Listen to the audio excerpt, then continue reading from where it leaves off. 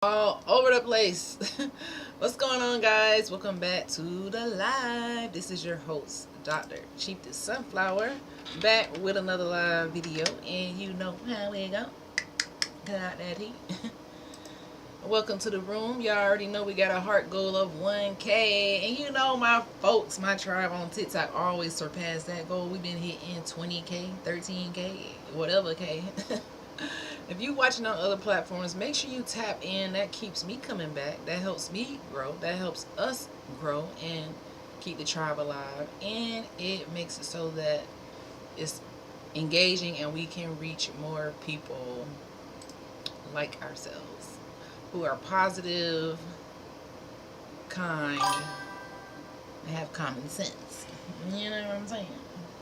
So that's what we're about. Today is talking about how sovereignty produces happiness. It seems like a pretty simple concept, but some people don't understand that. So that's what we're going to. Hold on. My bad, Instagram. I forgot about y'all.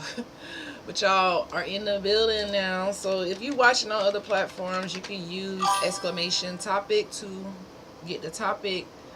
Not on TikTok though, because TikTok doesn't have commands yet. Anywho, come in the room. Let me know how you feeling today.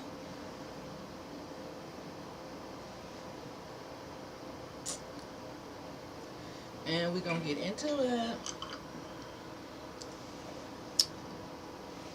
We're gonna get into it.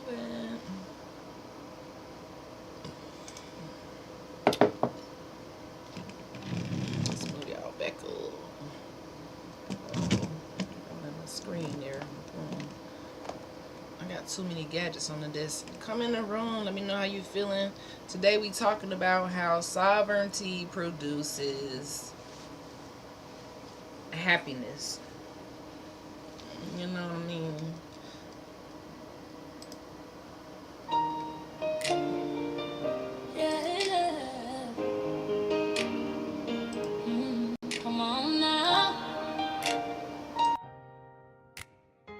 Dr. Sean.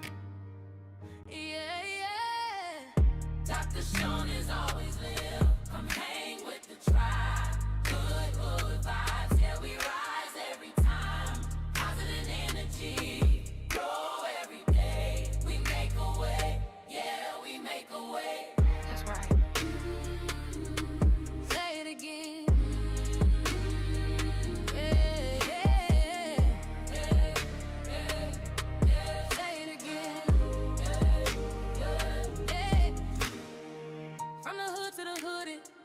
We standing true, telling our story. Yeah, this is proof. History talking, wisdom revived. This ain't just a lie, this is life. Yes, Lord, I feel it. Talk to him. What's up, y'all? All the way live. All the way live. Hang with the tribe. Hang with the tribe. Hood to hood. Hood to hood. We survive. We survive. Yeah. All the way live. Hang with the tribe. Hang the tribe. Hood to hood. We survive. We survive. Always live. Always live. Tribe. We ride. Tribe. Yeah. Keep it going, don't stop. What up? Keep it going, don't stop. What's up, Courtney? Thank you for tapping those hearts. Welcome to the building, guys.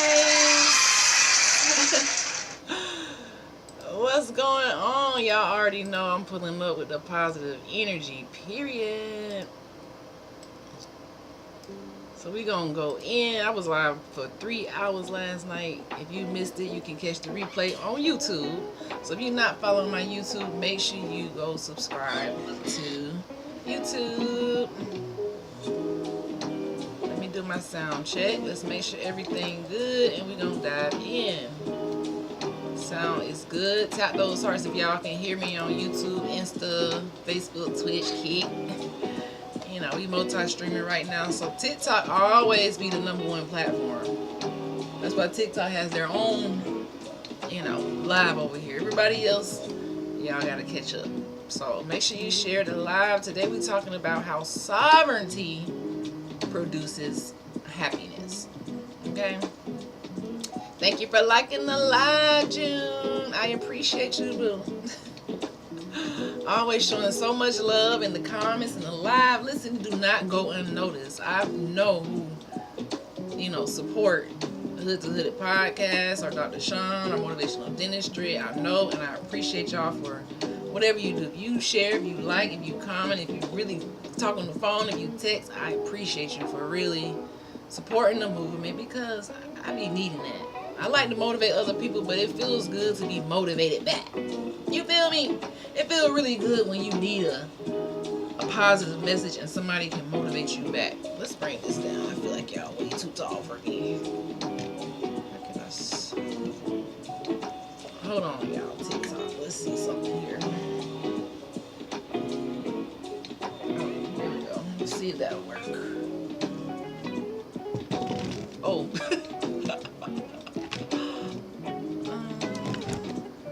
That ain't gonna work either. There we go. I think that's a good placement. So it feels good to be motivated back. I'm trying to see what's on my sound. Alright, so we're going to get into some good energy today and talking about the key to happiness in a world of colonization. We talk about colonization a lot on here, but what is the solution to living in a world like that? How do we stay positive every day? I even be impacted by it, like, damn, this world is ghetto as fuck. Everybody arguing with each other. Everybody, all these people trying to colonize everybody and take their soul and extract their happiness and all of this evil stuff. It's like, I don't know. So that's what we're going to figure out today. So grab you some tea, some coffee, and let's chat. This is a chat. You're invited to the chat. Drop your comments in the chat. Let me know where you're watching from. Let me know how you doing. And let me know that you're feeling like number one today. Because you should be number one in your life. That's self-love, self-care.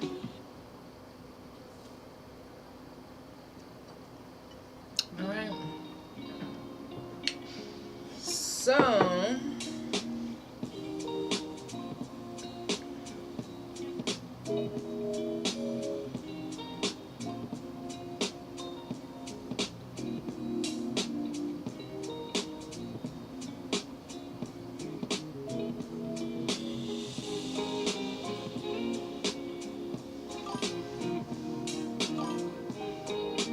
smash the like button. Thank you, Rocky on T83. Smash that like button.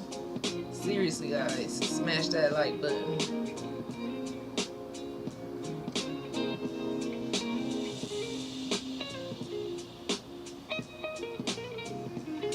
And I hope you brushed and flossed your teeth today. So, I got too much going on, guys. What the freak?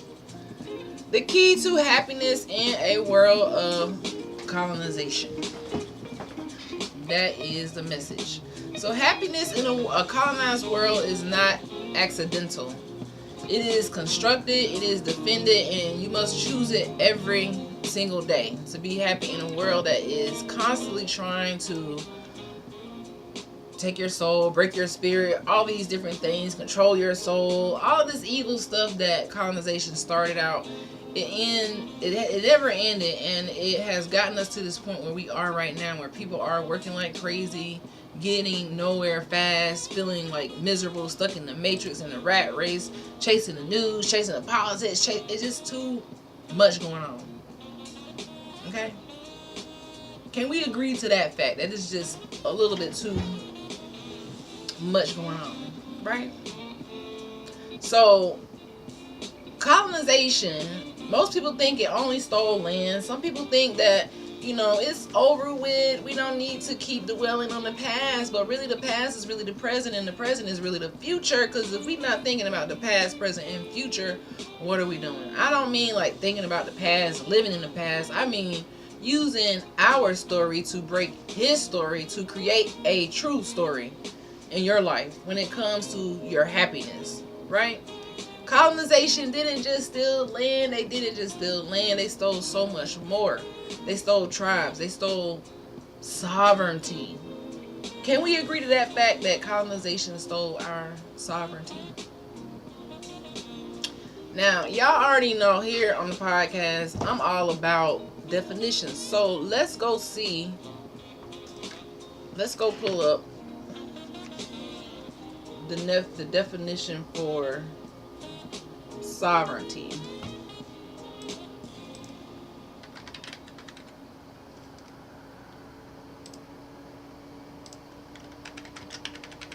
Because that's how we really learn. I mean, we know what it means, but we want to actually like look at those definitions because they do make a difference. So the definition for sovereignty, because remember, sovereignty produces happiness. Sovereignty is the shortcut to happiness. Sovereignty is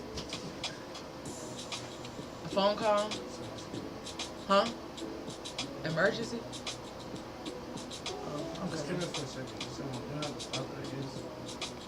I'll be right back, guys.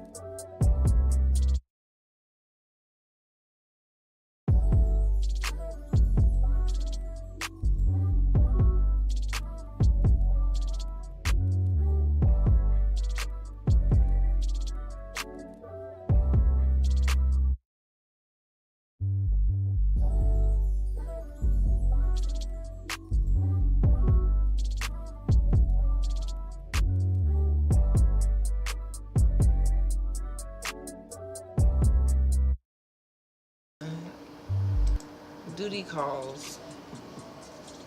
Thank you for following Samuel Sands 21. I'm so sorry about that. Duty calls though, because dentistry is first. Anywho, let's see where we were at. So I was just talking about how colonization didn't just steal the land. And now I honestly feel like my life is messed up because I had to pause so long. But we're going to keep it moving. Colonization didn't just steal the land. It attempted to fragment and fracture our mood, our memory, and our meaning for life, So it stole so much of the essence of who the Amerindians are. And just life in general for everyone. It has really, now the result of this evil act has produced lots of mental health problems, memory loss, amnesia, mood disorders. People don't really know the meaning of life because it's become this life where labor is the life. It's all about labor, bills. It's not about really enjoying the earth that we all appeared on this earth for free. We didn't have to pay to be born. I mean, of course you had to go to the hospital and pay in that way. But what I'm saying is, back in the day before these times, thousands of years ago, you could just arrive on the earth. Just think about this. You could arrive on the earth debt-free, have free water, free fish, free fruit, free land, nobody over you, sovereign in a mother sucker. You just sovereign. Imagine that. Imagine a world where that's the truth. This is why sovereignty produces happiness, right? It produces happiness because you're basically in charge of your own time. You're in charge of your own time.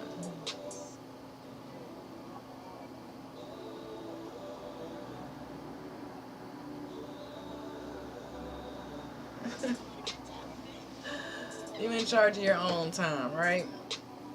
So that's what we want to get back to. That's why it's important that we sovereignize our mind. I don't even know if that's a real thing, but we need to sovereignize our mind, meaning we need to take control of our mind, take control of our mood, our memory, and our story, and eliminate his story from our life. I've been finding so many people waking up and learning the truth, and it's just shocking. It's also alleviating. It's also empowering. It's also, something that we have to keep the momentum going.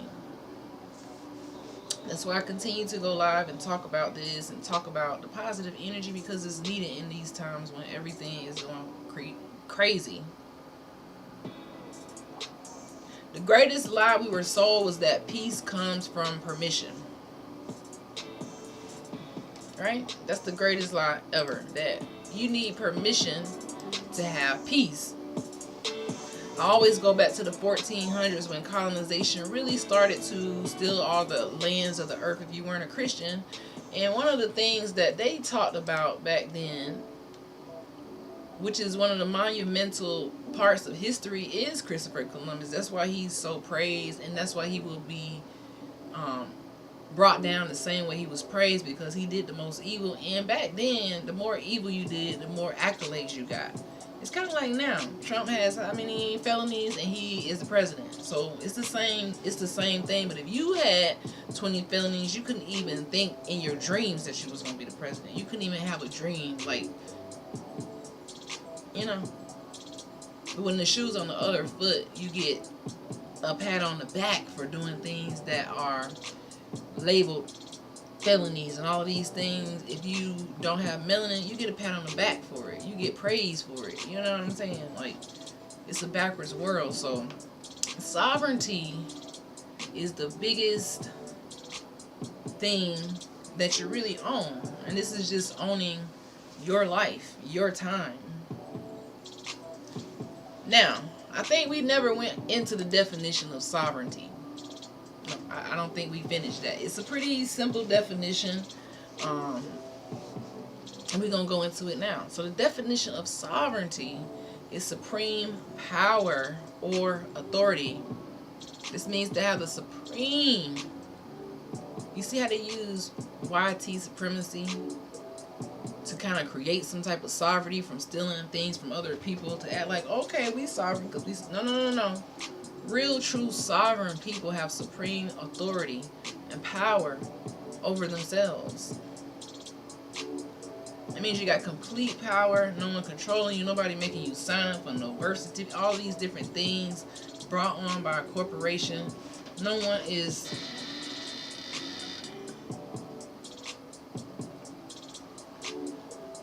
is forcing you to, like when you're sovereign, no one forces you to do anything. Before colonization, we had a world that is billions of years old. Melanin, 3 to 4 billion years old. We had plants, animals, trees, been here since the beginning of time. Then something happened. Something appeared on the earth where there was a demonic DNA born. And this demonic DNA started to produce colonization, stealing land, doing evil things, and disrupting the happiness that is innate in all things of the land. You're supposed to be able to go to fish and catch how many fish you want, because the ocean is bigger than the land, so it's going to be plenty of fish. But if you have colonizers saying you got to have a license to fish, you got to have permission to eat, you got to have permission to breed, you got to have permission to move, you got to have permission to read, you got to have permission to go to school, you got to have permission to be free. That's not freedom at all. That's still a generational curse that still exists to this day, that has been, baked inside a cake, and they put icing on it with a cherry on top to make you think that you got some type of freedom because you're a citizen of an organization that's full of fraud and that rewards failing presidents, but will tell you if a young kid, a straight A student, have a great dream, go and do anything and make one mistake at the age of 18, at the age of 19, 20, they go make one mistake. If they got one thing, that melanin, they're going to try to throw the slammer at them and put them in the school to prison pipeline. But if you white, Christian, male, prince, you can be the president. It don't matter what happens.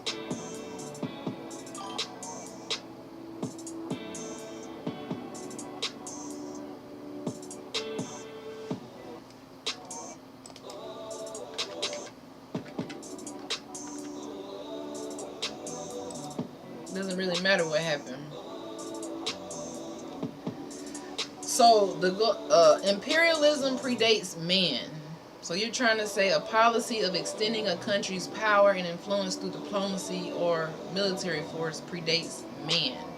Imperium is the nature of a self-replicating chemical. So you're trying to say the military is organic? Get out of here. I hope that's not what you're trying to say. I hope you're not basically trying to say that, policy extending a country's power and influence through diplomacy and military force, or military force.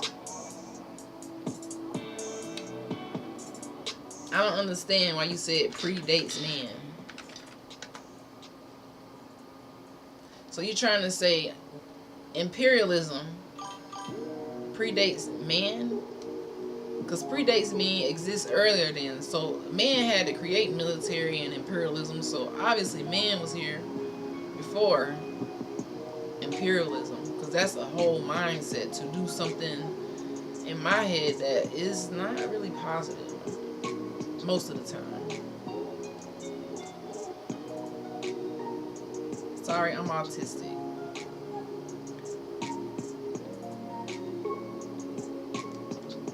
Well, it's good that you are joining the conversation. Definitely let me know what you feeling. You can put it in the chat and we can just talk. This is all about having a discussion, guys. Just a discussion. But good point. Alright. So, like I was saying, the greatest lie told was that peace needs permission. This is where people mess up. So now we talked last night for a long time about how school predispositions students to become workers and laborers, right? to become unhappy, to steal their sovereignty, to make you obedient, to make you need permission to do everything. Think about people who are working right now probably need permission to take a vacation from their job. You more than likely need to ask for a request or permission to live your life. You can't just go and say, hey, I need to take off. I got something for my kids. I won't be here. No. They're going to say, do you have points available to do that? They're going to say, do you have permission to... This sounds just like people don't understand you colonize every day.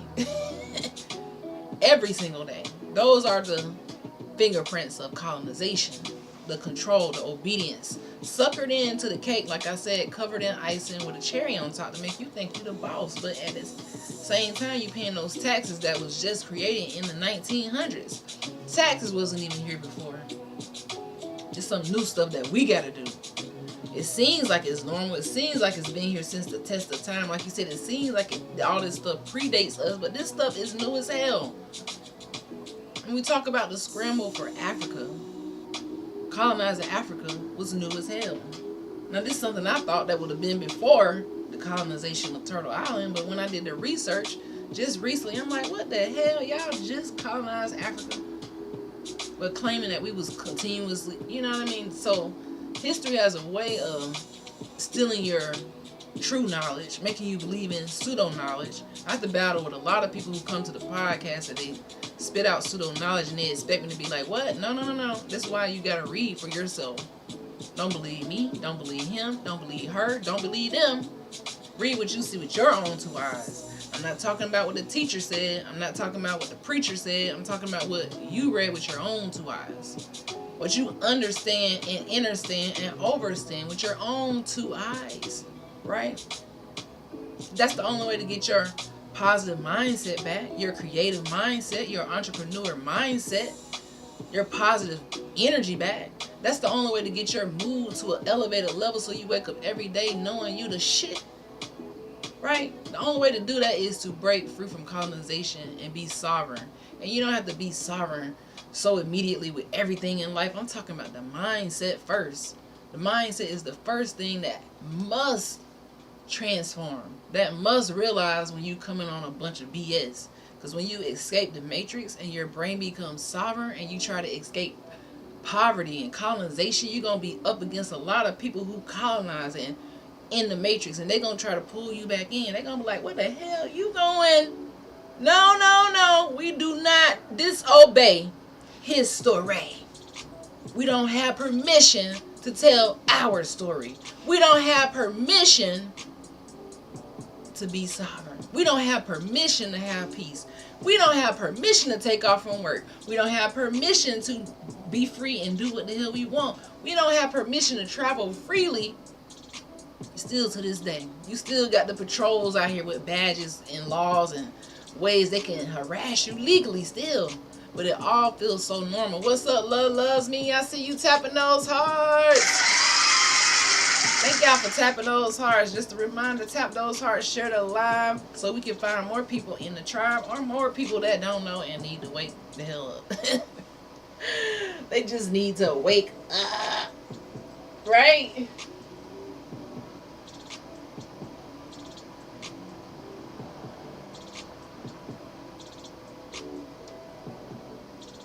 They need to get the check and wake up. Right? They need to wake the hell up. So that's what we're talking about right now. Will you wake up? You gonna wake up or not? Right? So the key to happiness in a world of colonization. Right? This means you take your meaning back.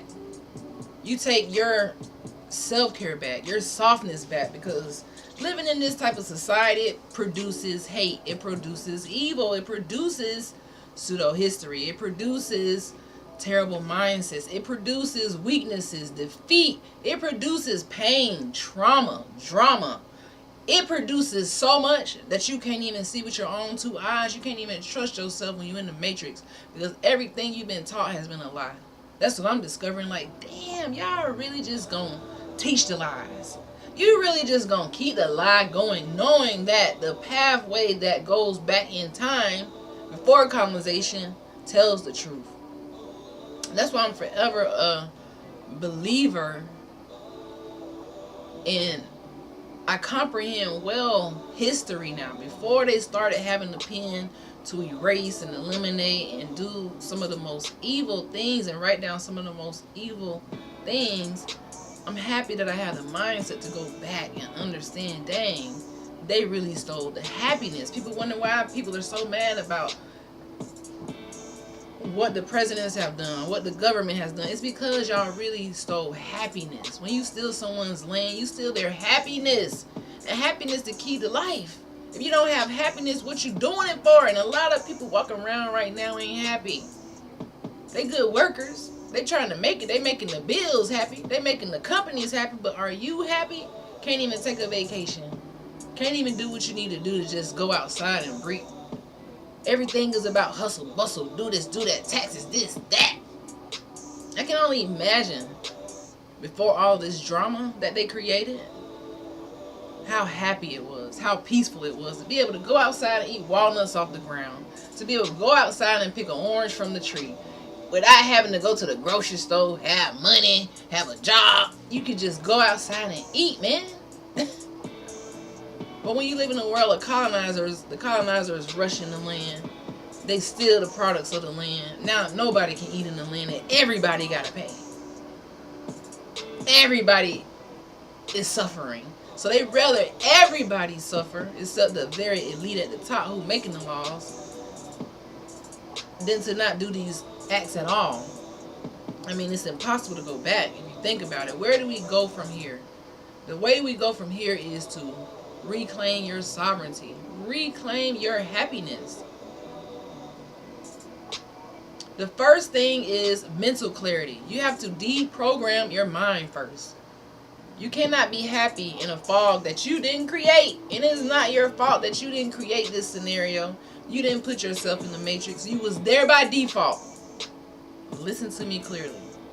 You in the matrix by default. The moment you're born, you kind of in the matrix by default, unless you have a tribe of people who know that history lied and that the whole tribe know that you're indigenous autochthonous to the land and you done it.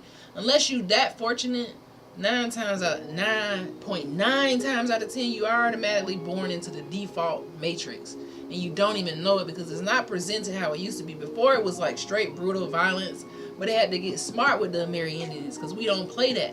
We create almanacs and GPSs and stuff like that. You can't just play us like that. You're going to have to come correct. So they had to come and try to do sneaky stuff. So if you aren't careful and you ain't woke and you don't understand and understand and overstand, then you're going to get caught up so easy because it's by default that you're caught up. It's by default that you're programmed to believe his story. They presented it so nice. That's why all of these atrocities, even though they came from orders from the Pope, people would never believe it because it's covered up in religion. You see how that works? They use the most sacred thing and turn it into the most evil thing to do the most evil acts and then act like it's sacred that you did that. It's sacred that you colonized this place. You see the trickery in that? You see the shit in that? I'm trying to watch my language, but you see the shit in that? Do y'all see? Do you? Come on. Trying to play in our face. So the first step to sovereignty, which is the key to happiness, is to deprogram your mind. Looking sharp, Doc. What up? Welcome to the building, y'all. You know, deprogram your mind. Colonization thrives when we are what? Confused. It thrives when you confused and you argue and you don't read. You're going to listen to this person, listen to that person, instead of going to read. That's what they banned reading. So now you don't even have the urge to read because they eliminated it. They put you as a non-reader by default. They put your child as a non-reader by default. They put them as a non-creative person by default. Last night we went in on the 12 years of school, which was imported from Germany and made mandatory by the United States government. in the early 1900s, it was made mandatory that you could be taught obedience, discipline, and how to be a worker. So if you fell into the default right now, I might be talking to you. You're like, damn, I'm a worker. I got to ask permission to take a vacation. I can't go outside and pick my own fruit. I don't have a garden. I must go to the grocery store to eat. Damn, I'm not free at all. Free your mind. Period. Once you free your mind, everything unlocks. The demonic spirit you have on your body, your mindset, being depressed, sad, it unlocks the more you free your mind, because you'll realize I already got everything great already in me. This is my world. This is my earth. I can go outside. This is my land. That's why they want to take the land, steal the land. They got to steal it from you. They can't just ask for it. They didn't want to buy it. They had to steal it because it was so sacred. They had to steal it. But remember, guys, anytime you steal something sacred, that karma, listen, that karma is going to eat your ass alive. It eats your grandkids alive because you told a lie and now you can't sleep at night. That's the one thing about dentistry. They always say, hey, don't go and try to be a miracle worker. You might not be able to sleep at night. You go do something that you know ain't right. Now you can't sleep at night. Now you got to make a law to cover this, law to cover that law. It just lead to the breadcrumbs. Just going to lead us back to where we need to be. That's why you don't want us to read about it. But it's too late. We reading about it. We learning about it. We understanding what happened. And we going to wake the people up. Regardless if people on level 1, level 10. It's all about just pushing through and standing on business for who you are.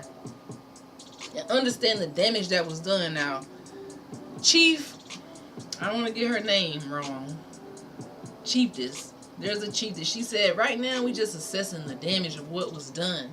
Some people don't even know that it's still going on. They're still colonizing things. Trump trying to colonize Greenland right now.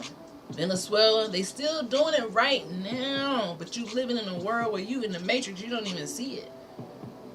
We don't even see it. Some people be like, I don't care. I'm from Africa. They have no evidence of being from there. All that people over here, but they just gonna claim by default. Because if you claim by default, guess what? You defaultly give your sovereignty away when you don't care.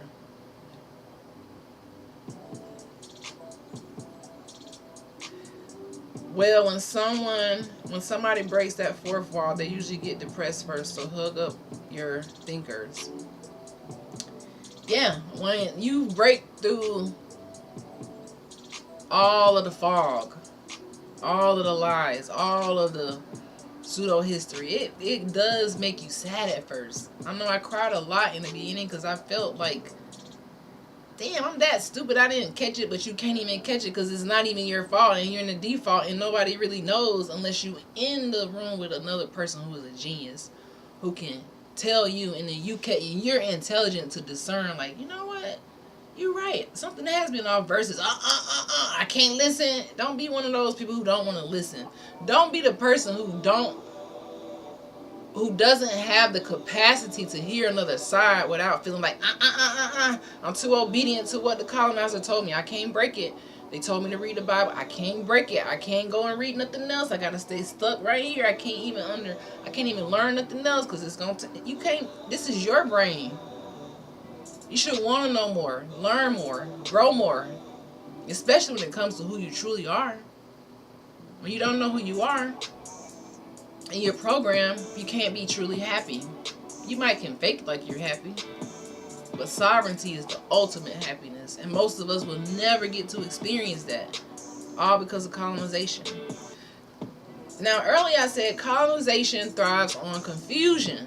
It makes you question, who am I? Most people wondering, who am I? Everybody's like, who the Black Americans are? That's the biggest question in the world right now. This is what colonization's number one goal is, to confuse you. And so you don't have a map to know who you are. Me, I said, okay, y'all want to confuse me, let me do my genealogy. And this is where you unlock the code, because you do the genealogy, you like, wait a minute, my ancestors inhabitants. You see what I'm saying? They wrote words down like this and then had to go back and say, no, they're not inhabitants, they're Negroes, and they're, no, we're inhabitants, mother sucker. We're inhabitants. Colonization makes you say, what am I worth? You don't even think you worth nothing now.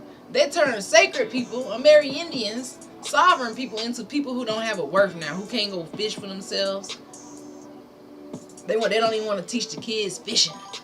I feel like, honestly, fishing should be taught in school. No. They want to say, nope, you can't fish. This is our water. We took the water. They took control of the waterways.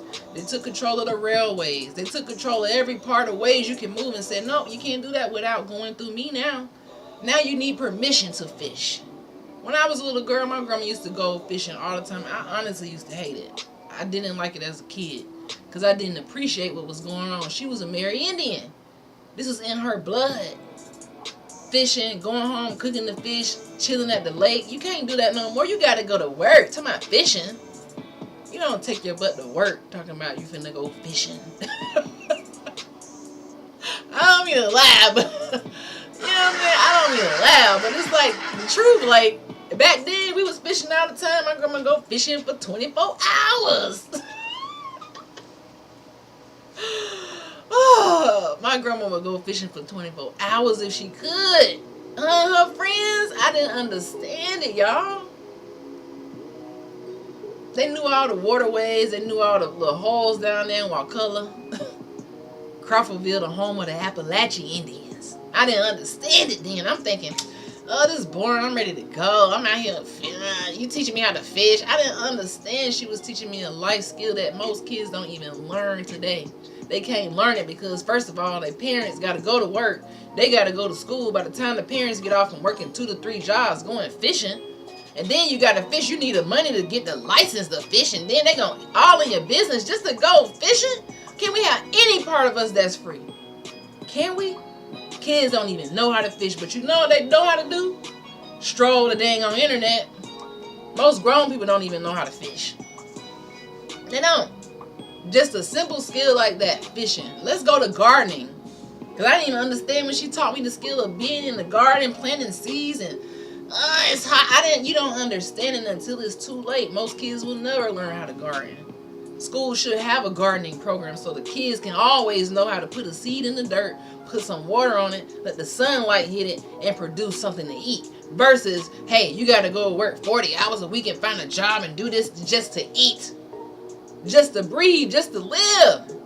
This is ultimate control, ultimate colonization. It goes to the simplest level, even the fishing and the gardening. It is depressing, right, Doc? There were their rules that paved the path to feasibility. Without those, we're on our own. That's legitimately scary. We used to get new fishing rods for Easter, LOL. What? I didn't get a fishing rod for Easter. I never got that. I came from a family on my dad's maternal side of fishers. Yeah, my grandma and her nephews had us all over fishing. All the time. Ugh. That's why I don't go now, because I had a hate for it. I did it so much. But now I want to go, but fishing poles are high. Everything is high. You got to have a license. You can't just pull up to the water. Like, y'all doing too much. And this will make people be like, you know what? Never mind. You took the joy away. You took my happiness away from doing something that's so innate and organic. You can't even go to a free ocean. Colonizers feel like they can control the ocean. You can't even go to the ocean no more. Pull you out something to eat and be okay without going to jail? Come on, man. Thank you for sharing the live. Love loves me. If anybody else is sharing, tapping those hearts, tapping in, I definitely appreciate you. And I see y'all Instagram. I'm going to start checking in on the Instagram because I be having too much going on. But you said something that I want to go back to. You said there were their rules that paved the path to feasibility. Without those, we're on our own. That's legitimate. Being on your own shouldn't be scary. See, this is the whole mindset behind colonization. It makes you scared to be on your own. It makes you scared to garden. It makes you scared to go and get your own food. It makes you scared to be creative and start those businesses. See, we was not new to this. We was true to this. If you go look up Wall Streets, and you'll see that the Wall Streets that were led by the Neji, the Amerindians, which were reclassified as black people, in their Wall Street, the money stayed in the community. It was like 100, plus days. No other group has ever broke that record. That's why they had to demolish it. Now, in our community, the money stay in our community for a couple hours. This is by design, because every time we get a community and build something up, trade with each other, guess what? They got to demolish it because no one can be in competition with us. No one has ever even came close to being in competition when it comes to that fact. Let's just look it up, because I really want to know for sure now. I did this research a long time ago. How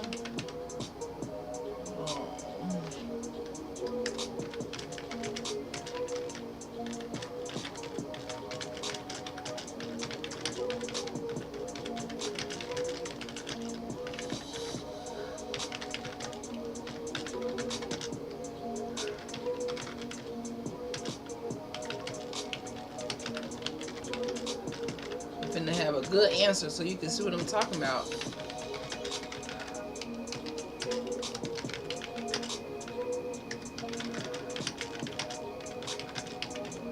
And we're gonna move on.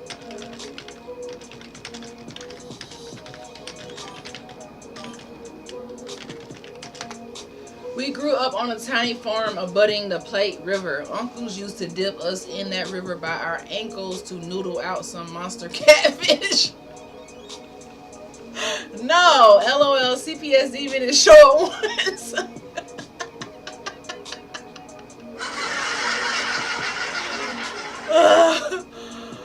That is too funny. See, you can't even have those funny moments no more with your family. You gotta go sign up, get a license, do this. What? I can't believe that. I kind of grew up on a farm land too, but part of my childhood, not all of it. It was like yo-yo for me, but part of it. That is too funny. Yeah, you gotta worry about the child protective services showing up if you do something like that now. All right. So my question was, because we were talking about how our money circulated before all these colonizers showed up and made it feel like we gotta be scared to have our own community because we might not make it. When actuality, when we have history of doing these things, we were the best at it, and that should be no question. You know how we do. You already know how we do, right? So Greenwood, aka Black Wall Street in Tulsa, Oklahoma, before the United States so-called government sent out those "you dropped a BOMBE on me." Little wonder that I ended up in the Navy. Right. So the location was the Greenwood District. Sometimes people call it Black Wall Street. Basically, Amerindian Wall Street in Tulsa. These are people who were indigenous before they were eradicated, because guess what? We can't have this community. These people are not supposed to be able to be this advanced and have this type of wealth and understand. Like, I thought we got rid of this so-called free melanated black person, the Negro. You know what I mean? All of these names that they started to call us. So this was 1905 to 1921 when Black Wall Street, aka Greenwood, was active. 1905 to 1921. Now, if you remember from the live yesterday, around this time, Woodrow Wilson was in the president. He started to create the taxes. He started to create all these different things to make it so that they was extracting money from the people. So they started to try to control the money at this point. So here we are, got our own stuff. We don't have no taxes. Think about it. Anywho, Black Wall Street. Yes, we didn't have no taxes, but we was making that money, you know. And they was like, wait. We got to have a piece of that. We can't enslave them no more. They fought against that. So now we're going to have to do the black codes. And then when that didn't work, they said, now we're going to do the tax code. Oh, my God. They went from the slave codes to the black codes to the what? Say it with me, guys. To the tax codes. Yeah, to the tax codes.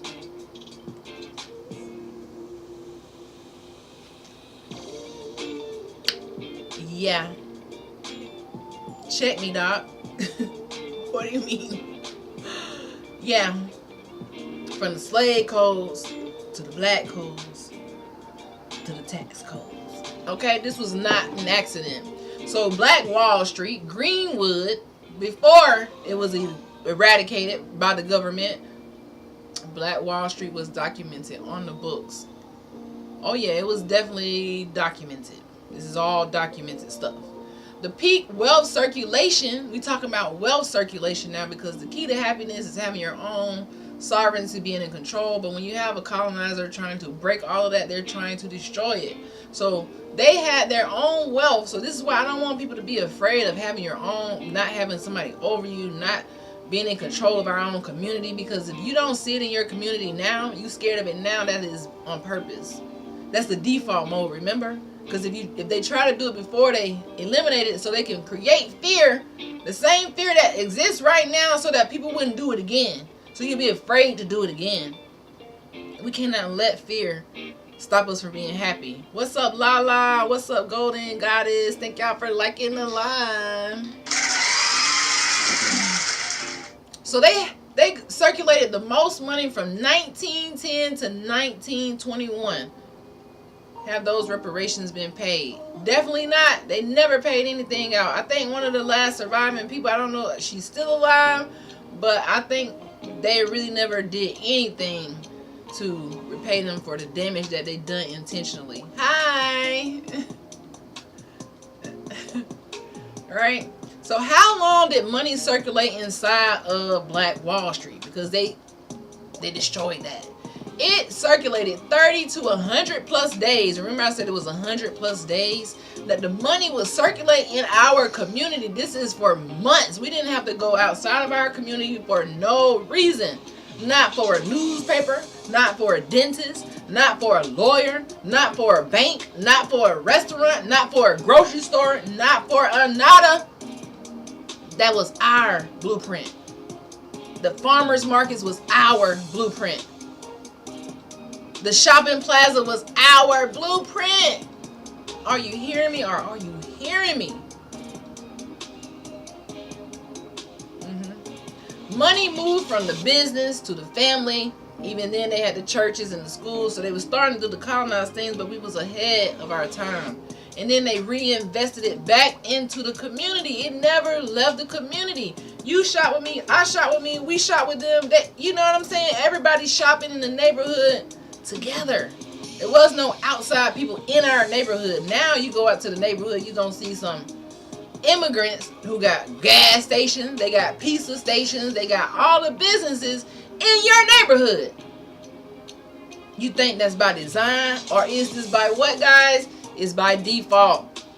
Say it with me. It's by default, Dr. Sean. Dang, I didn't know it was by default. Right? Because without you putting no pressure on our top, we the best. And that's what they're scared of. You should never be scared of us being on top, us being in charge, and us being sovereignty. Never be scared of that shit. Don't ever be scared of it, because we already did it. The doctors lived next door to the patients back then. So your doctor was in the neighborhood. And you didn't have to worry about them being in equality and trying to do this and treat you wrong. I meet so many people, and it's so sad in this day and age. I meet people who haven't been to the dentist in years because they're scared and they can't find somebody that look like them. Y'all already know that's by design, right? To keep you sicker, to keep you afraid of the medical profession. To the point where if you go, especially melanated men, they won't go because they don't trust it. And I can't even blame you. But in this neighborhood, Black Wall Street, aka Greenwood, aka I'm gonna call it Amerindian Wall Street, because you know they was sovereign, just reclassified. The doctors live next to the patient. The lawyers bank where the barbers cut the hair. So you got lawyers, barbers, doctors, engineers, all in the same community. You got to know how empowering that is to the kids, to the next generation, to see these professionals all in their community. So if they go in the shop, they gonna always find somebody that look like them. The government said, oh no. Woodrow Wilson them said, oh no, we can't have that. Oh no, they too strong. They money circulating 100 plus days. ours isn't circulating like that, so they destroyed it. This was an accident. It was a Niji economic memory re-expressing itself under new labels. Children saw ownership as normal. Back then, if you was a child, to see these people in your community, to see these doctors, every time I see somebody and they like, dang, I ain't never seen them. They call it black, but I understand what they mean.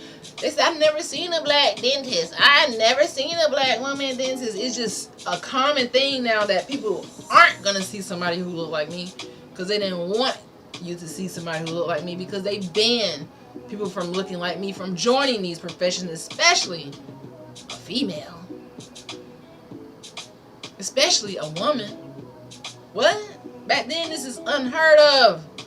You looking at a miracle. When you look in the mirror, you looking at a miracle. When you look at yourself in the mirror, you're looking at a miracle. Somebody who thrived through every type of oppression put on your ancestors. Right? What stopped this community of doctors, lawyers, barbers, engineers, teachers, owners, authors, every type of profession you can think of, builders and realtors? What stopped this thriving community of people whose money circulated for 3 months to the point where they almost didn't need no outside people? They ain't need none of that. They had it all together. They was some bosses. You think you a boss now? What community you know where the money just circulating in the same community right now? You probably don't even have that no more. They don't want that no more. That's why they'll give a business loan to someone who's from another country before they'll give it to the people in the community. That is not an accident. These immigrants come in, they don't have no credit that has tracked them from the time they was born to the time they don't have it. They get a fresh credit score. They get an automatic loan approval. Meanwhile, you've been over here working, taxes, all this, and you can't get nothing because life be lifing and it wasn't meant this way. They created the tax code, they created that code and this code, and you caught up in the trap.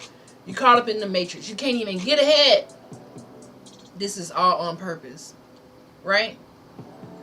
What stopped it? This is where we at now. I wanted you to understand how amazing these people were, how intelligent they were. They will have you thinking they ain't intelligent, they ain't this. They would no. I want you to understand how brilliant they were.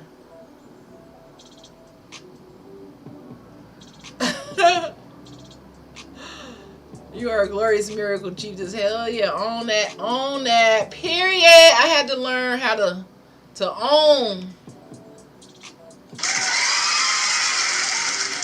own that. Period. You gotta own what you done been through, because everything tried to stop you. Hello. So in 1921, there was the Tulsa Massacre, right?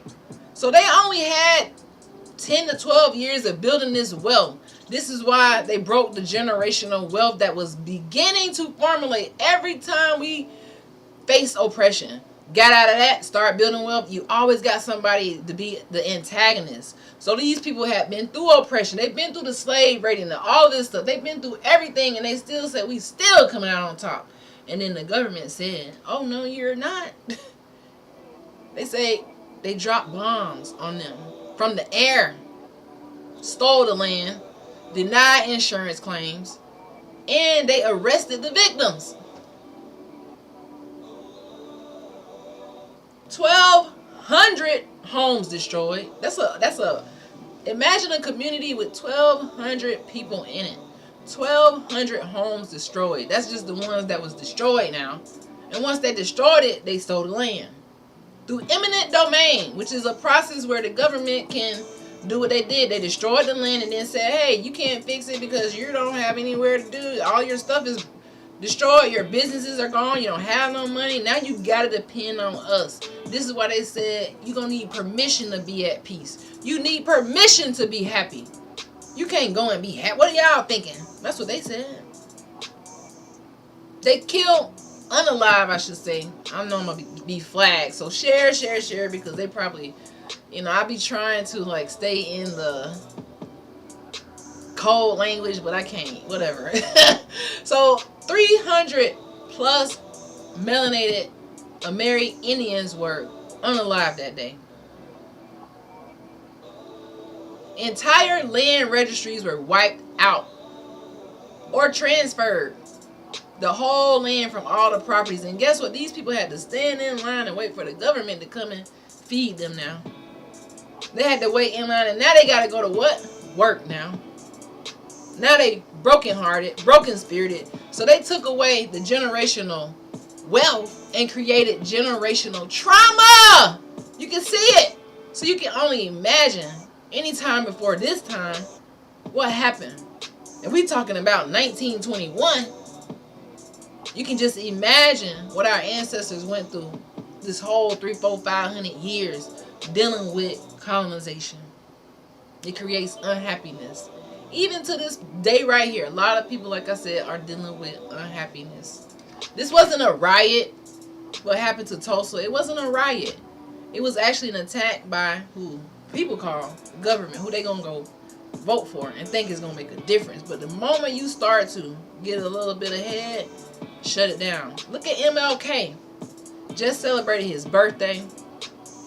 Y'all gonna unalive him and then give him a holiday? We would much rather he be alive, so that he could continue to help his people break generational curses. But what do? They created generational trauma so that no more MLKs rise up after him. Right? That's what they want. They don't. No. Malcolm X, same thing. And it's sad. Other areas, now that was the first one, but they didn't just do this to Tulsa. They also did this in my home state of Florida. Right now, I've been following someone who has been going to the descendants of the Rosewood Massacre in Florida. And their wealth in that neighborhood circulated 20 to 40 days, and that was destroyed in 1923. So you'll see the pattern, the taxes. You got a community fighting back through all the things they've been through. You're going to have a mob come through and destroy it. The land was absorbed. The survivors were scattered from Rosewood, and those memories become silent. One of the stories said that those colonizers pulled up.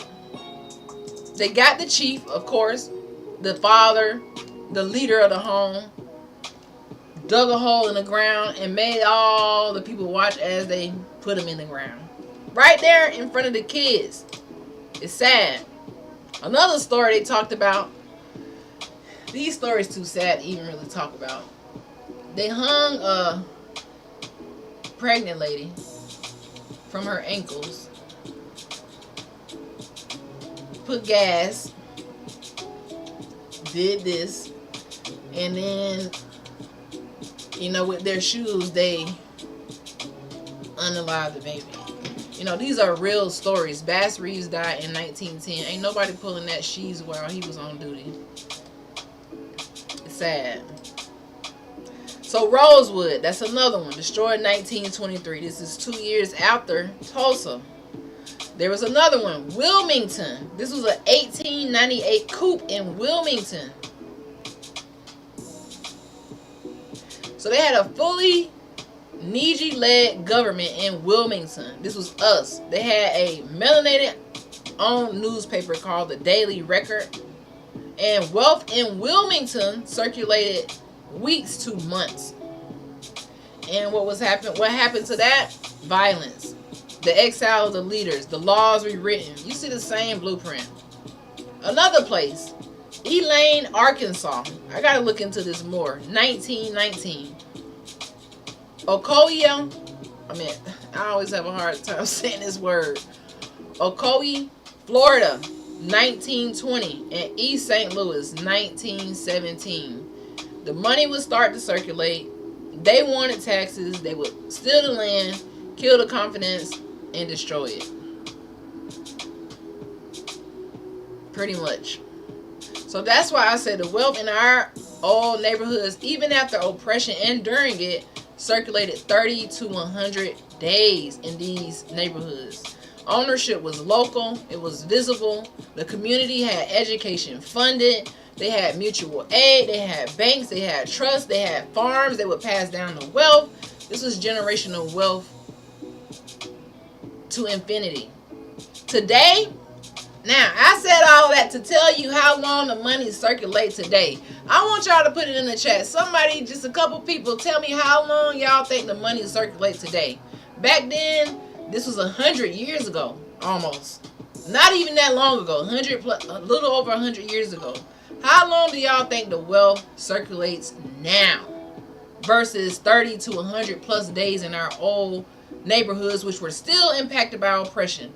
Just put it in the comments. How long do y'all think post reclassification economy our wealth circulates in our own communities?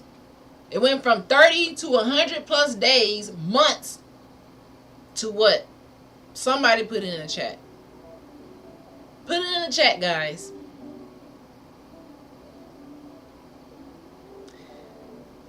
Did you cover how the Tulsa massacre began? A young black teen allegedly catcalled a white gal. I did not cover that, but that's a good point to point out that they destroyed it based on an allegation of a melanated teen trying to holler at a white YT girl. So they destroyed generations of wealth. You know, doesn't make any sense, but back then that's what they did. They just needed any reason to go and destroy it. Now, you don't go and put a BOMB on a whole community for that. Come on. So nobody knows how long the money circulates now. I don't have not one answer in the chat. Come on, guys. Come on, I ain't telling y'all now. I need at least one guess. You could be off, but it's okay. You remember it better if you take a guess. Somebody, anybody. It was just a kid. Just a kid. That didn't matter. They would do this to babies. They did this to children. It didn't matter about it. People get so hung up thinking that colonizers care about if the melanated person is a kid or not. No. That's how they really did the most damage, when they could get a kid alone without their parents. When they could kidnap a child without their parents. Because now this child can grow up and, you know, be taught all the colonizer ways. Christopher Columbus, when he pulled up on day one, he kidnapped a woman and 2 kids, and then the father came on board to try to save the kids. He said, please let them go. A lot of them that they were kidnapping, they were jumping off the boats. They didn't care about them being kids. They was like, oh, we're gonna take this kid here, raise them up so they can come back. And you get twisted thinking. I don't know, Doc. 6 months. That's a good guess. That is a good guess. So we got one guess. I just wanted one person to guess how long the money circulates now. So you said 6 months, but back then it was only 30 days to a couple months. So 6 months would mean that our money is circulating more in our melanated communities now than before. So I think nobody else wants to guess. You got the 6 right.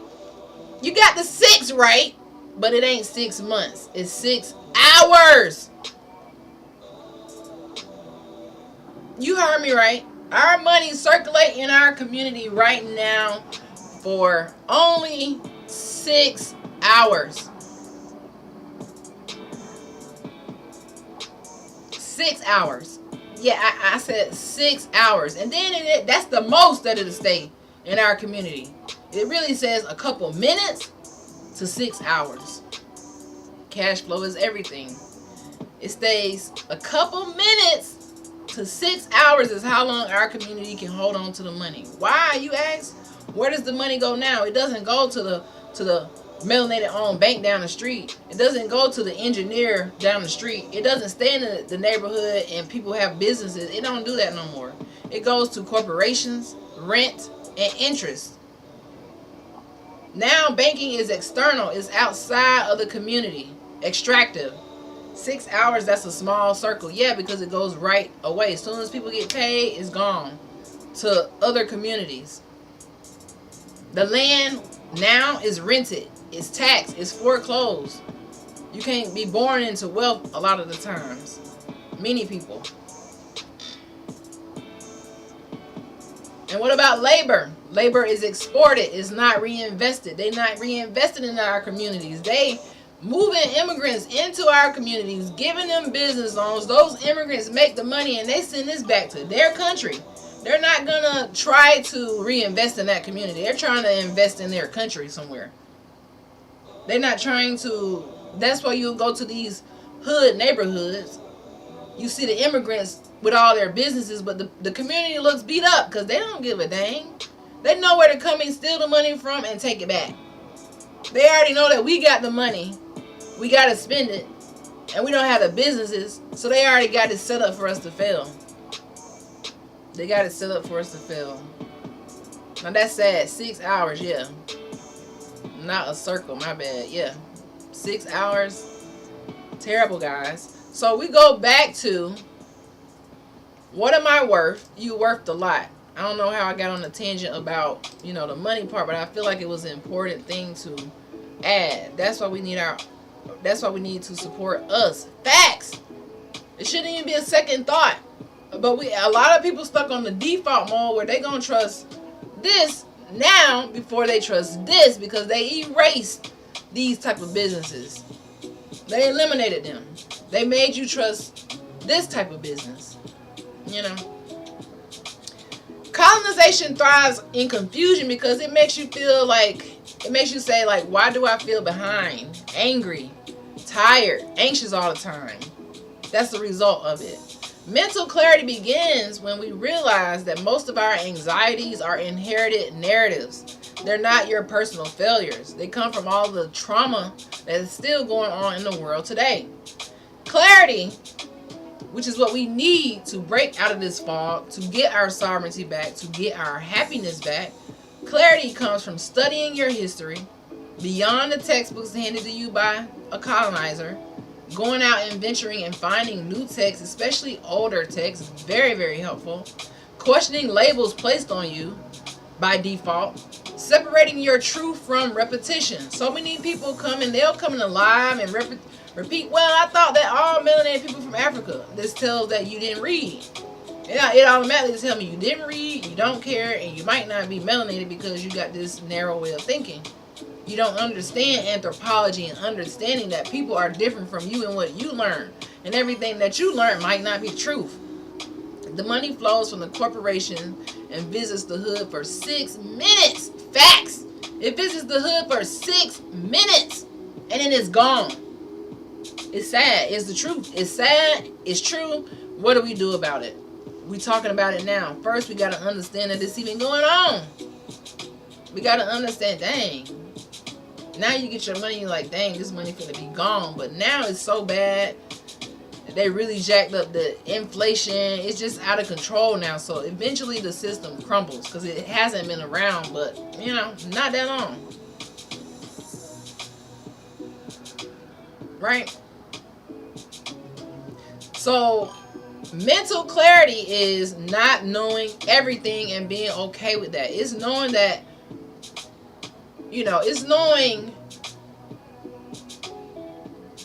that you have to separate things that no longer deserve you believing in them, because it's too traumatic for you to believe in colonization on its way back to corporations. Yeah. So it goes from the corporation to our community for 6 months, back to the corporation. It's sad, but this is the world that they created. So how do we identify clarity and remember who we were before we were told who we were and reclassified? Identity confusion is the most profitable export of an empire. Let me say that again, because I know that went over some people's head. I already know it.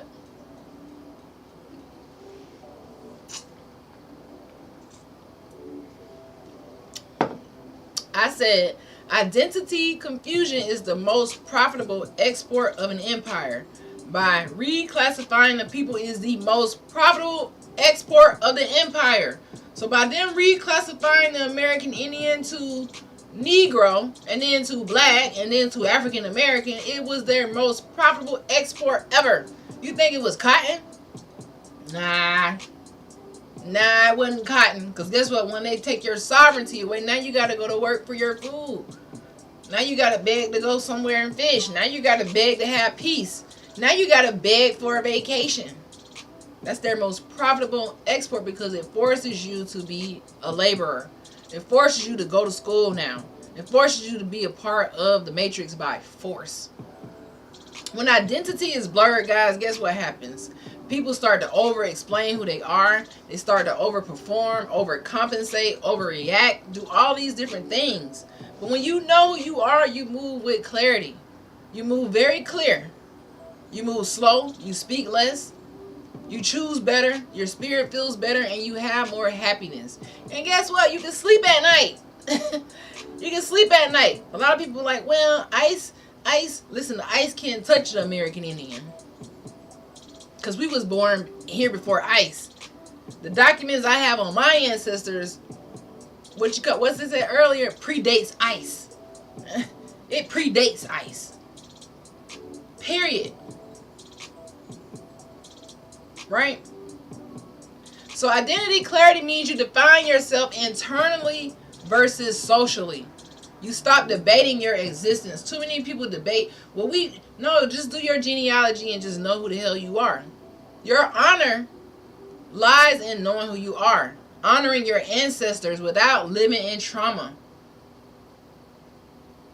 We have to stop auditioning for other people for acceptance into their communities. No, you accept yourself when you look in the mirror. Every day. You don't need validation to remember who you are. We don't need validation to highlight our ancestors. We don't need validation to go back in history and uncover some stuff. We don't need permission to go and read no more. We don't need permission for that. You don't need permission to unlock the code in your brain to be sovereign and have a clear way of thinking. You don't need permission for that. You give your own self permission for that. The third thing is mood control. This is how we get our happiness back. Controlling our mood. Let's see how much battery we got here. Because you know my phone will die on y'all. TikTok. 17%. Okay, I gotta pay attention. Right? So mood control is not letting the world set your emotional thermostat. You not allowing the world to take you this way. Trump did this. He's stealing this. You just bouncing all around. Like every day is a new story. You gotta be balanced. Control your mood when you're in a room of people who meant on misunderstanding you. You have a lot of Native Americans who meant on misunderstanding you. They don't want you to be happy. They see you happy on your post, talking about your ancestors. Here they go, all in your business, trying to destroy your mood and ruin your emotional control. Listen, I have a big, heavy block game this year. Sometimes I might want to get a little spicy, but if it's disrupting my mood, you got to get blocked. Stop giving your resume and conversations in the fruitless search of credibility. Facts! Facts. You said it better than I said it. Stop giving your resume and conversations in the fruitless search for credibility. Why are you doing that? You know who you are. You think I care if somebody see my genealogy and I gotta prove? I don't have to prove nothing to you. I know my great grandparents, great. You don't. I do, and that's what matters to me. Not if whoever don't. I don't care if you got a colonized history and you think I'm. No, I don't care. You don't even have a license to talk to me. Then it's like I don't even hear what you gotta say. Carry your weather with you. Right? A colonized mind is reactive. Think about that. You ready to react and say what you know, what you taught in high school? You're reactive. A sovereign mind is calm. A liberated mind is regulated because it knows who it is. Mood control is not suppression. Some people think controlling your mood and your anger is suppression. It means you don't really care that much. When actuality is you mastering the true essence of who you are. Learning how to be calm in a storm. Learning how to be calm when somebody trying to piss you off. Because once they piss you off, they got you in this rage where you battling them. They trying to tell you to prove who you notice they always say, well, who? No, you prove who you are. Worry about proving who you are. Don't be trying to worry about who I am. Because I don't even know you. You're a stranger. You all in my business trying to tell me who I am. You're doing too much. You're doing too much. Right? You got bigger fish to fry. Ask yourself daily, is this emotion that I'm feeling mine? Or is it something that I'm picking up from, another energy? Was it triggered? Was I baited to feel this way? Did somebody put me into a rage bait where they forced me to go into rage? Because they said something I don't like. They call me they call you all the type of slurs that they use, the ones that we already know that been here forever, and they feel like you're supposed to be so mad. No, it don't hit the same when you know who you are, because I don't identify as that. I'm a Amerindian, copper tone, melanated, autochthonous, indigenous. The stuff that you saying, that's colonized history, a colonized mindset. I don't even react to that. Bruh. You don't even have to react. Mood control is limiting your outrage consumption. Don't consume so much outrage from even other people who angry and mad about it. You don't gotta be mad. You gotta be cool, calm, collect. Real poise. That's the true essence of Amerindians. You see these Native Americans that get on here, they know how to be more ghetto than me. I'm from the hood. I'm like, well, damn. You almost more hood than me. That's not Amerindian. Amerindians are poised, regal, royal, win trophies. They get gold medals in the Olympics. They create almanacs and GPSs and hot combs, and that's what we do. We don't have to be, no, that ain't us. You're trying to get me out of my character. You're trying to disrupt my emotional intelligence. You're trying to make me lose emotional control, and you can't do that no more. Guarding your mornings is another way to control your mood. Moving your body intentionally every day, breathing before you respond, and laughing without guilt. A lot of times you'll see me now, I'll read the comments before I immediately respond, because before I would read it I gotta read it, take it in, and then respond versus rushing. That's practicing emotional control. Even if it's something that really kind of bother my mood, if I read a bad comment, I'm like, dang, you trying to get some attention. Now I know how to just ignore it. And then I might go and just mute the person or block them before they even know what happened. They waiting for a response. The response is your ass blocked.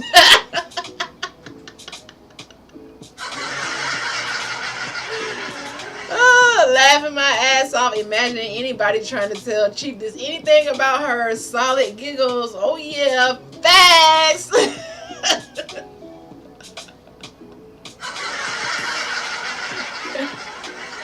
Yeah, you can't tell me nothing about me, not if I done read. Maybe before I did my genealogy, you could have me thinking I was from anywhere. That's why I was like, you know what? I can't be falling for anybody telling me where I'm from. I know.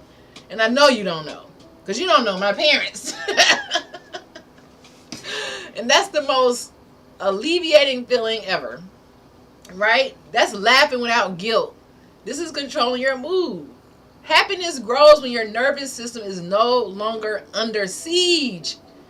Now, if y'all remember, the Pope was like, we want to seize their soul. We want to take their soul. We want to break their spirit. We want to do this, that. Just make them tortured. Just traumatize their whole kids. They said stuff like this. And when you read it, it's really not even funny, but it's so outrageous that it's like, what? But y'all was on some strong stuff back then, because who told you this? Right? They wanted to put they wanted to seize not only the land, they came to seize your happiness. I don't think people understand how deep that is. When you have a group of people wanting to seize your happiness and put your nervous system under constant attack. So that boils down to people who now have depression, anxiety. They feel like they're overworking. You're just working to go to home and go to sleep and go to work.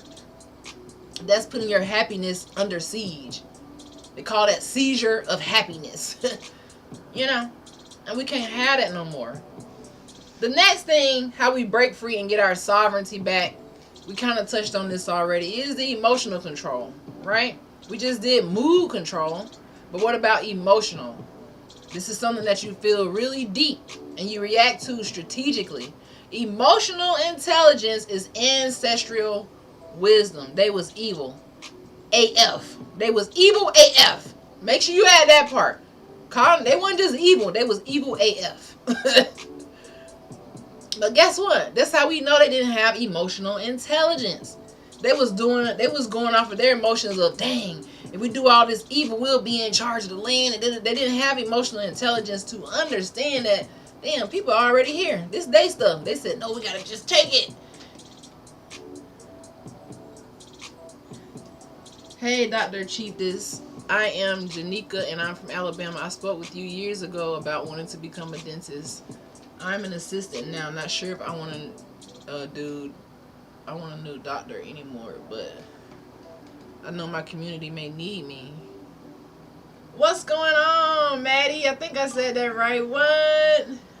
You want to be a dentist? Listen. AF, right. You want to be a dentist and you're not sure anymore. Yeah, and if you're an assistant, you would know if you really wanted to do it because nothing would stop you. And when you go to do it, if you're just baiting, keep shadowing and really make sure you want to do it because, for one, it ain't easy and it's not worth it if you don't love it. Every day that I wake up, I don't love like dentistry all the time, if I could be honest. But that passion, I love it. When I think about the patients that I help every single day, if I have somebody who just have a toothache and I don't even, it's the end of the day, I'm closed, I'm like, dang, I can really get them out of pain. It's a different type of feeling when you can get somebody out of pain. Instantly, you feel like a magician. So for that part, just being able to help people, that's the best part about it. Having the experience to travel and move and learn and, you know, having that little flex of that DR behind your name, always going to be a flex, but you got to really love it. Because if you don't love it, you won't even do it.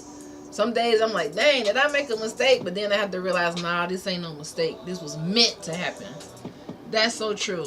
It's a bit devastating what I've witnessed assisting in California. Ooh. So you kind of know if you really want to do it or not. I mean, if you have a gut feeling saying no, then it obviously there's another purpose for your life. But if that's your purpose, when it was my purpose, I didn't let nothing like stop me. I was like laser focused on getting in. Even when I didn't get in the first year, even when I failed a class that was required twice, I still didn't let that stop me. I didn't say, well, you know what, maybe this, you'll know if you really want to do it. When you give someone a smile, when you give somebody a smile back, that has to feel good. It feels so good. It feels good, like, because the smile is like the essence of the face, guys. A lot of people lose their confidence when they can't smile. They have to talk like this or hide their face. So it's the essence of the face. So when you can give a smile back, it's truly amazing. I gotta tell you. So colonization teaches us to what? React now. Be angry. Argue publicly. Bleed loudly so the world can know that we're hurt and impacted by it. They want you to feel like you weakened. You can't be nothing and you're scared to be great. They want you to prove yourself constantly because they know they hear the truth. They know that, and when you argue and you don't have the valid points and you argue and they know that you don't know who you are. Because you're ready to prove and argue and no, I'm not doing that. Wisdom will teach us to observe, number 1. It will teach us to pause, number 2. It will teach us to, number 3, choose silence. And number 4, move privately. Now for me in this season, as I go into the big 4, I'm going to call it, in the next couple of days, because I'm a little, whatever, we're not going to talk about that, but I'm headed over the hill, I call it. I'm learning that wisdom comes as you grow in life. I'm learning how to observe more, take my time, pause, and choose silence. Especially in the moments when I want to go from 0 to 100 real quick. That's that Seminole, that Appalachian Indian in me. That's the Muskogee Creek blood running in me where I want to go to 0 to 100. But I have to realize that as you grow and you become chiefess, you got to know how to pause. Choose silence sometimes and just observe everything. Even if someone is angry, you don't always need to take yourself there, because now you get me out of my element. You get me out of my element and I won't have it. You don't have the license to argue with me.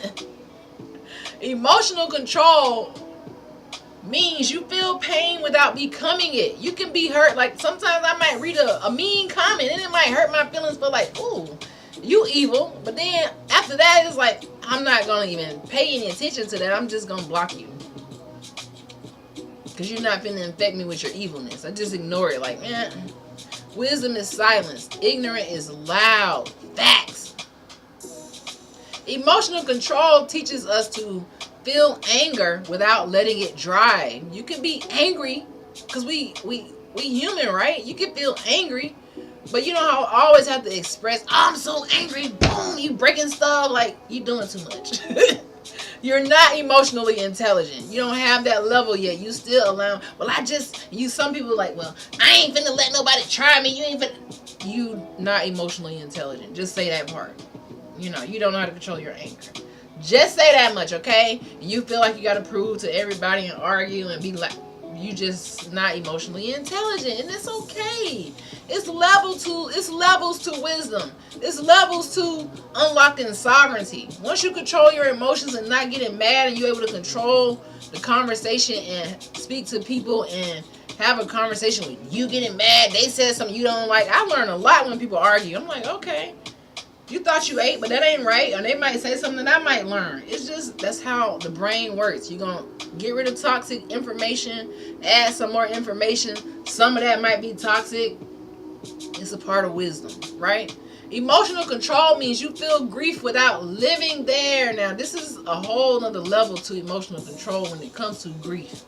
Now, as someone who has lost a parent at 7, 8 years old, I'm all too familiar with grief. I done been to the lowest of the low, from a kid to an adult, feeling grief and letting it kind of lead my life for a very long time. People will say, well, dang, Dr. Sean, you went to school, you got your college degree, you went to dental school, you moved, but I still had grief shadowing me the whole damn time because I wasn't old enough to be wise yet. I had to grow into the wisdom and understanding that the grief cannot follow me forever. Just because I don't have my mom here don't mean that I have to allow it to prevent me from being happy or feeling guilty about it. I have to really accept it, understand it, and know that I have a bigger purpose to be here in this situation, and I must deal with the hands that I was dealt. But I can't stay living in grief forever. If you missing someone, of course you're going to have a period where the grief is just there. And honestly, you'll have a silent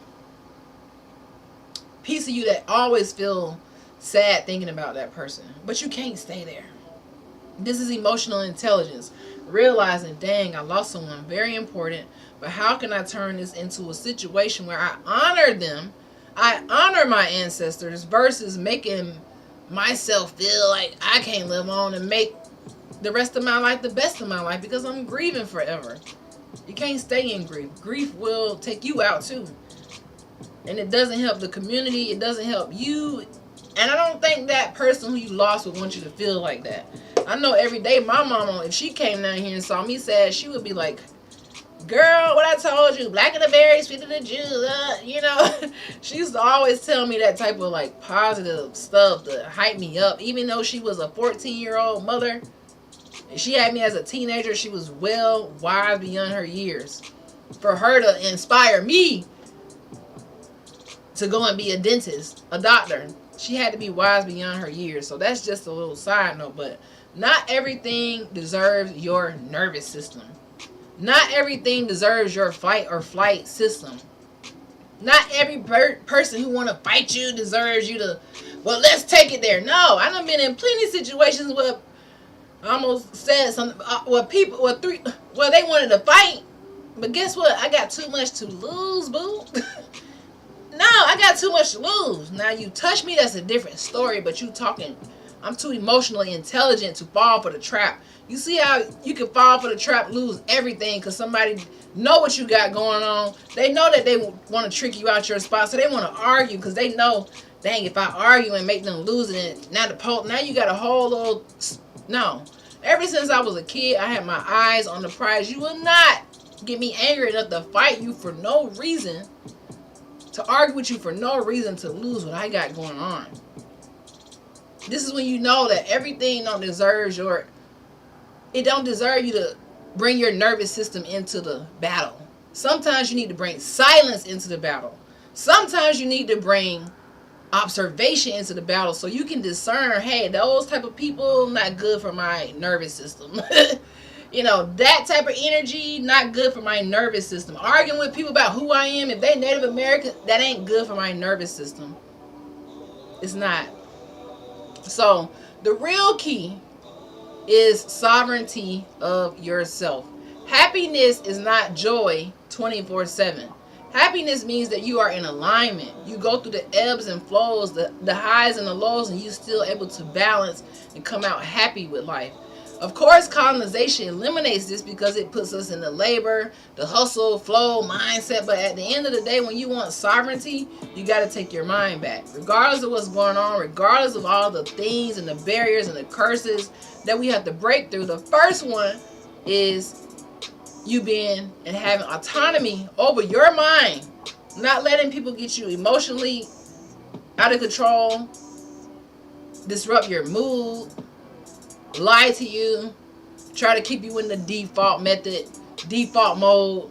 They don't want you to wake up. They don't want you to have greatness. They want you to stay weak and down and feel sorry, be a victim. I've been a victim. I played a victim before. As a kid, when I said the guilt followed me, the grief followed me with my mom. It was always a place where if I failed at something in life, I could always go back to, dang, I miss my mom. I feel sad. Now I'm depressed. It was always a place where I could go and be sad at when something didn't work out. You got to stop taking it there. Take accountability and don't bring those traumatic events to the present if it's not helping you. You should only think about grieving people in a positive, like, dang, I miss my mom. She's such a positive person. I know she'd be so proud, versus the other way. And I'm guilty of that, you know. So alignment happens when you know who you are. It happens when you know what you want to know. It happens when you know what you want to feel, what you will tolerate, and what you want to pursue. Now, that's a lot that I just said. So this means that, alignment happens between what you know. So the more you keep learning, the more you get aligned with who you are. Amen. Keep on. Facts. It also happens when you feel like, dang, you are aware of your feelings and you stop tolerating BS from people. You stop tolerating people who don't pour into you. They never hyping you up. They always around with the sad stuff. They always talking about people, always in some drama, always got a problem with, no. I don't got time for that toxic shit. Keep that over there. I don't gossip about nobody. No, I don't got time for that. Happiness is waking up and knowing. I feel better when Dr. Chief is just yelling at me in the background. No.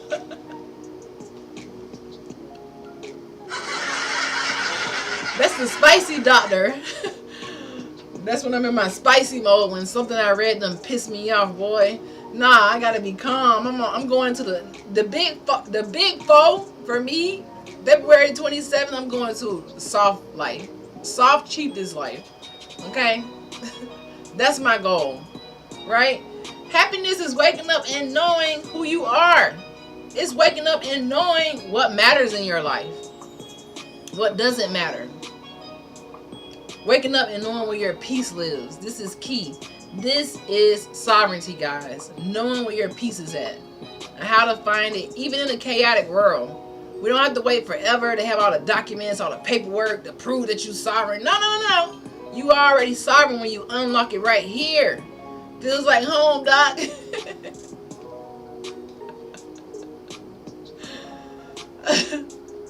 Right? So, guys, you will not find happiness by winning every argument. This is only going to bring you drama.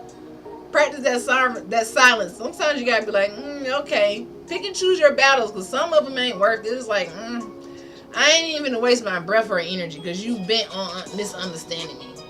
You won. You got it. Let it go. You don't got to win every argument. And secretly, you can feel like you won on the inside because you ain't let it disrupt your emotional intelligence. You will not find happiness by being understood by everyone. So many people want to please everybody, be understood by everybody. Everybody is not going to understand you. They're not. 90% of the people don't even care. The other 10%, they might not even care either, but they may listen. But being understood by everyone is not true happiness. If you can understand the person looking in the mirror,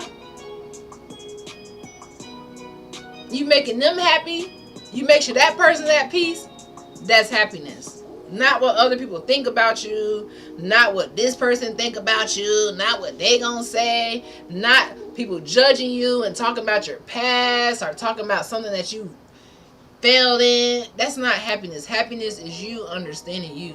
Bump everybody else. Happiness is not fixing the world first. Some people want to fix the world and not fix what's inside first. You gotta fix inside first. For me, I know I gotta fix my inside before I try to help other people. Yeah, I get on here and I inspire people, but at the same time, I still have to work on myself. I can't just stay the same Dr. Cheese as you see right now. A year from now, I'm gonna be a whole other person. I'm gonna morph into something else. Because that's just who I am. I'm gonna morph into something because I'm always trying to grow. Thank you for following Betty Simmons. And thank y'all for liking the live. I don't know how many hearts we got. I always take my little sticker off at the end. Hopefully we hit that 1K.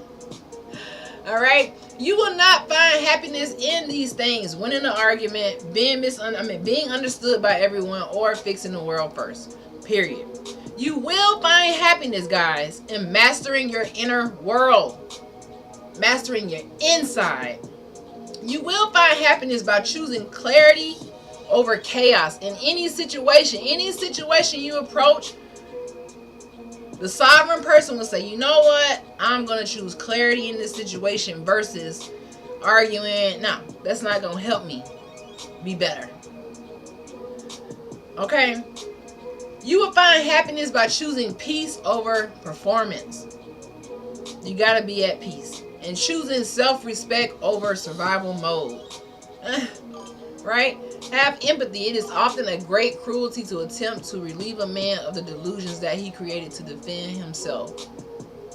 Empathy is very important to sovereignty. Having empathy. Yep. So, happiness in the colonized world is rebellion. You're being rebellious in the colonized world when you choose to be happy. So every time you choose happy and you're quiet, you're disciplined, and you feel sacred, you are actually making efforts to decolonize the world, because one of the main purposes and targets of colonization is to seize your happiness, guys. That's it. That's all. Bada beam, bada bomb. All right.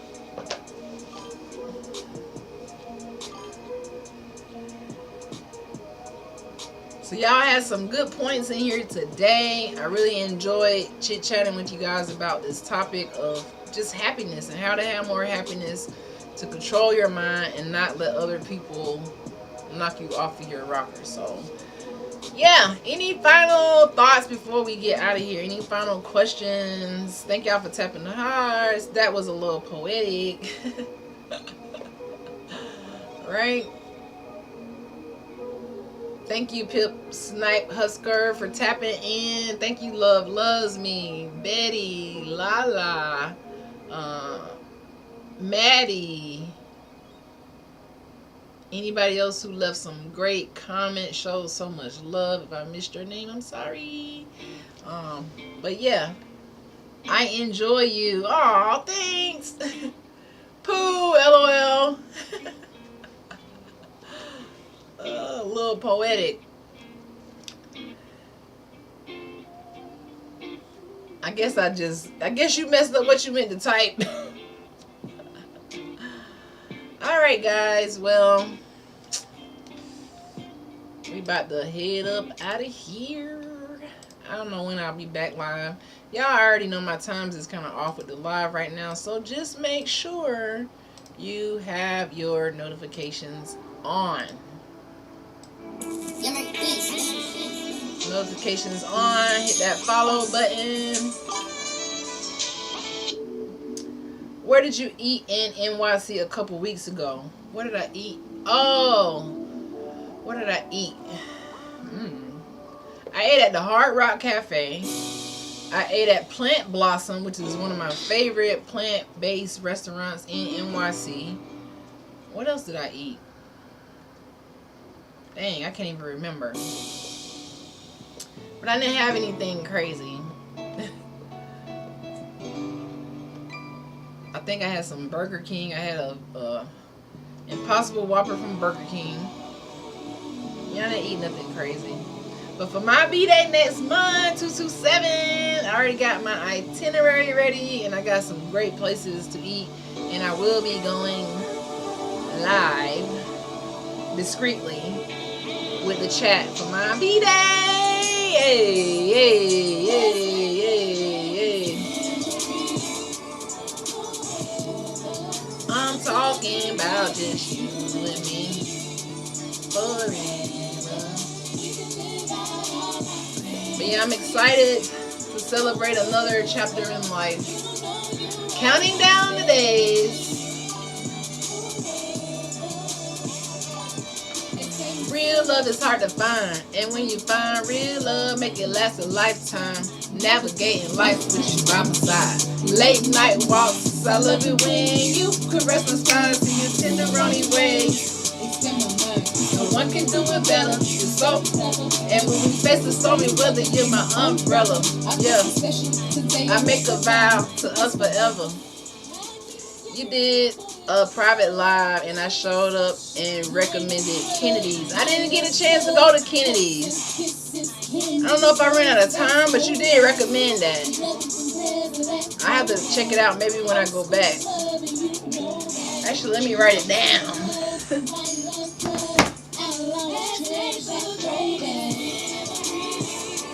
Forever.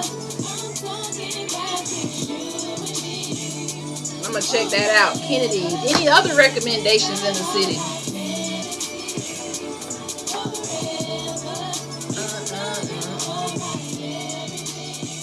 Yeah. Everybody needs a partner in crime. Locked up in your love, doing quality time. Tatted passports, making love in Dubai. Poetic justice, soul food loving, that's right. Red roses, horse carriage. I'm a queen by your side. Date nights, taking flights. Love potion, slow motionless ride. I pray for you all my life. Honeymoon, slow kisses, ring finger on blinks at a time. You're a special kind of drug. Hugs and kisses, candy. Yeah. Okay. Loving you. 90s kind of my love. That's one of my old songs, y'all. One of my old songs. That song is about 3-4 years old. Uh-oh. I got a call coming through. Alright. Yeah. You already know what fucking time it is. Big birthday energy. Cause my birthday coming up. Yeah. I'm out of here after this song. And I got some music coming. It's gonna be different from this music. I think it's gonna be more from like a soft life vibes versus this. It's my birthday, turn the fuck up. It's my birthday, pour another cup. It's my birthday, looking good as fuck. It's my birthday. I get that cake. Watch me, I get my way. Plot me, get out my face. Watch me, you know I ate. Shut the fuck up. It's my birthday, turn the fuck up. It's my birthday, pour another cup. It's my birthday, looking good as fuck. It's my birthday. I get that cake. Watch me, I get my way. Plot me, get out my face. Watch me, you know I ate. Okay. Diamonds on my chain and my group get out my face. Cute as fuck, but I'm feeling trill, stay out my space. Cruising in a bird top, down Rodale Drive. Flexing on the ground cause I can. That do say make me come alive. Just got a bed and a cake. Blow the candles out, feeling like LeBron James. Bitch, you know I'm ballin' out. Hanging with my girls, we tight as fuck. We ain't never falling out. Spend large amounts, ghetto nails, long hair, don't care. Bitcoins, deep bank accounts. This me feeling free, let me be. It's my birthday, bitch. Shut the fuck up. Don't kill my vibe with that. Shut the fuck up. It's my birthday. Turn the fuck up. It's my birthday. Pour another cup. It's my birthday. Alright, y'all. I'm out of here. I will see y'all about later, he said, you lie, you don't age. Man, I'm getting up there. I can't believe it. Don't remind me, but I'm definitely getting up there. How about a little Missy E? Missy Elliott? I can't play that on live. That's why I have to play my own song on live. Because, you know, they'll ban me off of live. On TikTok, I can. See you guys next time. Bye.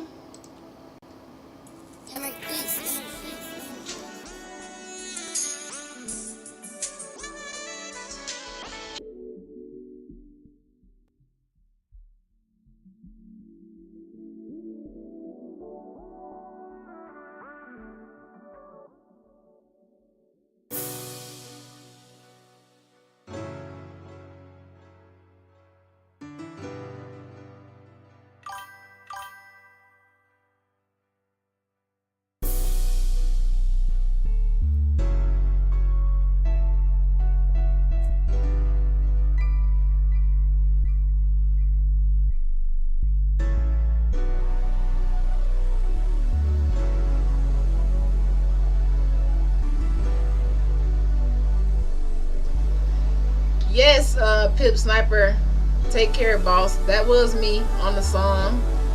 STFU, It's My Birthday is available on Spotify and all streaming platforms.